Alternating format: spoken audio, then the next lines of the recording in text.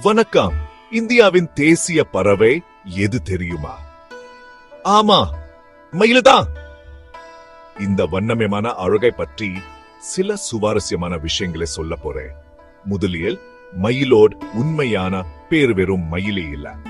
ஆண் மயிலை மயில், பெண் மயிலை மயிலி, குட்டிகளை மயில் குஞ்சுகள்னு சொல்லாங்க.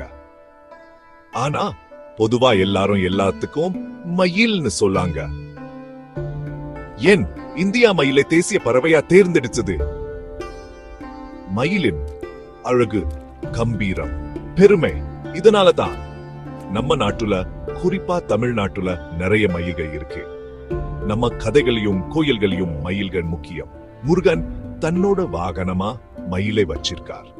ஆண் மயில்கள் பெண் மயில்களை கவர டான்ஸ் ஆடும். மழை காலத்துல வண்ணமயமான தொகைய விரிச்சு நடனம் ஆடுறத பார்க்கலாம். தொகை எவ்வளவு அழகா இருக்கோ அந்த மயிலுக்கு ஜோடி கிடைக்க வாய்ப்பு அதிகம்.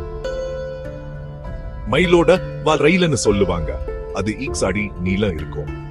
ஒவ்வொரு தொகையிலும் கண்ணு மாதிரி டிசைன் இருக்கும். இன்னொரு விஷயம், மயில்கள் பாம்புகளையும் சாப்பிடும். அதனால விவசாயிகள் மயில்களை விரும்புவாங்க. அது பயிர்களை பாதுகாக்கும்.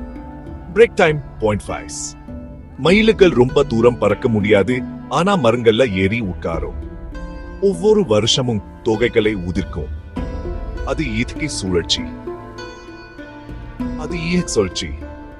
மயில்கள் சத்தமா கத்தும், குறிப்பா மழைக்கு முன்னாடி. பாதுகாப்பும் வாழ்விட அழிவும் காரணமாக மயில்கள் எண்ணிக்கை குறைஞ்சது. அடுத்த முறை மயிலை பார்த்தா ரசிங்க, பாதுகாக்க நாமும் பங்கு பெறலாம். இந்த வீடியோ பிடிச்சிருந்தா லைக் பண்ணுங்க, ஷேர் பண்ணுங்க. நன்றி.